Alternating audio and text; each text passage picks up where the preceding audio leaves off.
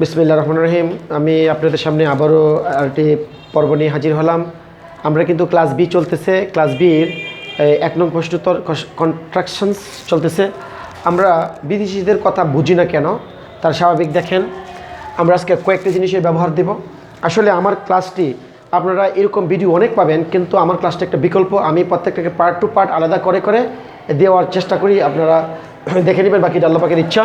দেখেন, অফ আমরা জানি অফ কোন জায়গায় এতে রূপান্তরিত হয়।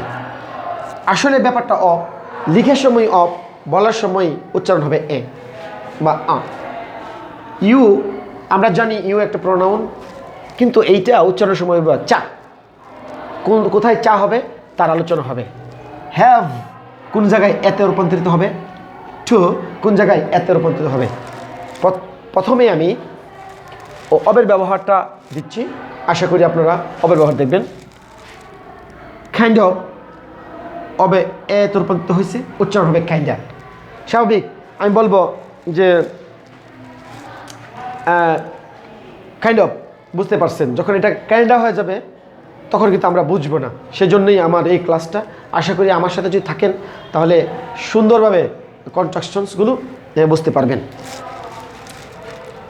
Kind of, kinda, shut up, shut up, out of, outa, a lot of, a lot of, lots of, lots of, much of, much of, sorry এখানে অব আছে, much of, cup of, kappa।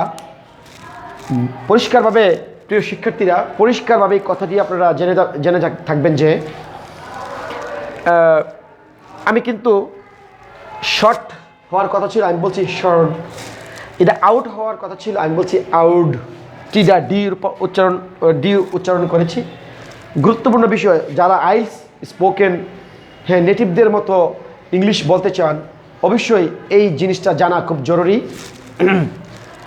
টি একটি consonant, এর আগে যদি একটি vowel থাকে তাহলে এই টির উচ্চারণটি ডিতে রূপান্তরিত হয়ে যাবে। যেমন কাইন্ড অফ, কাইন্ডা, শটা, এটা কিন্তু শটা হবে না, শটা। টির আগে কি আছে, আর আছে, আরটা কনসোনেন্ট, তাই টিটা টি উচ্চারণ হবে শটা। আউট অফ, আউডা, টির আগে ইউটা ভাওয়েল, তাই কি হয়ে গেছে, ডি উচ্চারণ হয়ে গেছে আউডা। A lot of, a lot of, a lot of, lots of, lots of, much of, macha, cup of, kappa। দেখেন আমি কিন্তু এই অবের ব্যবহার দিলাম। আশা করি আপনারা ভালো মুখস্থ করবেন। অফ গেল, এখন আমরা উচ্চারণ করব চা। ইউ কখন চা হয় এইটা।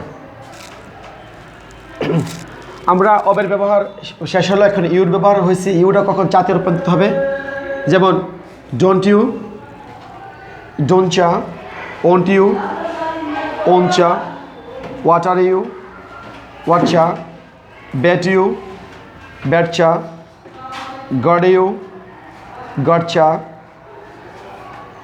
ইউ আর ইয়া। প্রিয় শিক্ষার্থীরা, আমরা এখানে শর্ট কিছু দিয়েছি, আপনারা কিভাবে করবেন, যেমন যেমন উইথ ইউ, এই ইউটা চা হয়ে এর সাথে রূপান্তরিত হবে ওৎসা। ক্লিয়ার? ইউর আগে যে শব্দটি থাকবে তার সাথে মিলে ইউর উচ্চারণটি হবে চা। আমরা শর্ট শুধু নমুনাটা দেখাই দিলাম। প্রিয় শিক্ষার্থীরা, আপনারা সবগুলো ইউকে ইউর আগের শব্দের সাথে মিলিয়ে চা উচ্চারণ করবেন, যেটা আমরা নেটিভরা যেভাবে বলে, আমরা যেহেতু এভাবেই পড়তে হবে। কারণ আপনারা যখন বিদেশে যাবেন বা ওই পড়াশোনার জন্য আইএলটিএস পরীক্ষা দিবেন, তখন তো যারা ইন্টারভিউ নিবে তারা কিন্তু ইউকে ইউ বলবে না, ও চাতে বলবে। যেমন স্বাভাবিক আই লাভ ইউ একটা শব্দ, কিন্তু নেটিভরা কিন্তু যখন কথা বলে তখন কিন্তু তারা বলে আই লাভ ইউ। আমরা কিন্তু লাভটাকে চাতে রূপান্তরিত করে, যদিও আমাদের সাথে কথা বলার সময় তারা ইউ বলার চেষ্টা করে, কিন্তু আসলে আইএলটিএস পরীক্ষাতে কিন্তু তারা বলবে না। সুতরাং আমরা এই ইউটা কখন চা হবে এই একটা ডায়াগ্রাম দেখালাম। আর ডায়াগ্রামটা কীভাবে আপনারা সৃষ্টি করবেন নিজেরা, এগুলো আপনারা নিজেরা প্র্যাকটিস করবেন। আমরা এখন এই হ্যাভ কখন এতে রূপান্তরিত হয় এই বিষয়ে ইনশাল্লাহ বলবো। হ্যাভ কখন এতে রূপান্তরিত হয় এখন চলছে এটা, যখন দেখেন শুডা হ্যাভটা এতে রূপান্তরিত হয়েছে, আপনারা এতে রূপান্তরিত করে বলবেন শুডা। আবার শুড নট হ্যাভ, শুড না। কুড হ্যাভ, হ্যাভটা এতে রূপান্তরিত হয়েছে coulda. Could not have, could না। Would have, woulda. Would not have, would না। Might have, might Ha.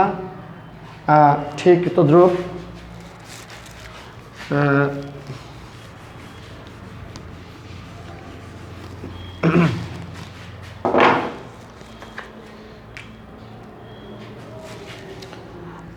might not have সেমভাবে হবে GSTNA। হ্যাঁ, তাহলে বোঝা গেছে কি নট প্লাস হ্যাভ, মনে রাখবেন প্রিয় শিক্ষার্থীরা, নট প্লাস হ্যাভ হইতেছে সমান সমান NA। শুড না, কুড না, উড না। সেই আপনারা ডায়াগ্রামটা দেখাইলাম, যেমন দেখেন must have, master, must not have, must না। হ্যাঁ, তাহলে আমি আশা করি মোটামুটি এই বোঝানোর চেষ্টা করতেছি, আপনারা বুঝতে পারতেছেন। তবে আরেকটা ব্যাপার আছে এখানে মাস্ট নট হ্যাভ, মাস্ট না। আবার এটা এইভাবে বলে এখন মাস্ট না, ঠিক আছে, মাস্ট না। আমি লিখেছি, আপনারা নিজেরা অনেকভাবে তৈরি করে নেবেন।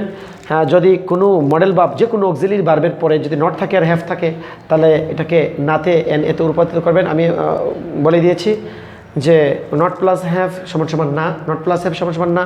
এইভাবে আপনারা হ্যাঁ এই কন্ট্রাকশনসগুলো করবেন। হ্যাঁ, আশা করি এভাবে করলেই হ্যাঁ অক্সিলিয়ারি ভার্বের সাথে অফ কীভাবে রূপান্তরিত হয়েছে, ইউ কীভাবে চা হলো, হ্যাভ কীভাবে হলো, এটা হলো এখন টু কখন হবে, এটার ব্যবহার আমরা দেবো ইনশাল্লাহ।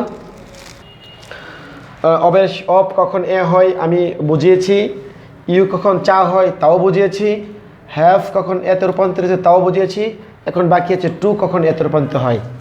Half to, hafta, has to, hasta, got to, gotta, want to, wanna, going to, gonna, need to, needa, ought to, oughta, used to, used-to, supposed to, supposed-to। প্রিয় শিক্ষার্থীরা, আপনারা পরিষ্কারভাবে জেনে থাকবেন যে এই যে বিষয়টা, এখানের বিষয়টা খুব গুরুত্বপূর্ণ আইএলটিএস স্পোকেনে। যদি আপনারা নেটিভদের মতো ইংলিশ বলতে চান, তাহলে এই 4টি আইটেমের ব্যবহার আমি দিয়েছি, আপনারা অবশ্যই তার সাথে যোগ করে পড়বেন। আমি জাস্ট একটা ডায়াগ্রাম, একটা নমুনা আপনাদের সামনে দাঁড় করালাম। আপনারা যে কোনো শব্দের পরে টু থাকলে টুকে এতে রূপান্তরিত করে তার সাথে মিলিয়ে পড়তে পারবেন। যেমন আই গো টু স্কুল, হ্যাঁ I go to school, I go to school, go to school, এই টুকে এর সাথে I go school, I go school, গোর সাথে যখন একটা অতিরিক্ত আ যোগ করবেন, এই আটা টু মনে করবেন, আই গো স্কুল। এটাকে বলে স্ল্যাং বলে, স্ল্যাং বলে আমেরিকানরা কথা বলে যে I'm going to market, I gonna market, I'mma market, I'mma market, I'mma দিয়ে বোঝা আই এম গোয়িং টু। তা এখন লিখতেছি দেখেন, going to, am going to, এটা কি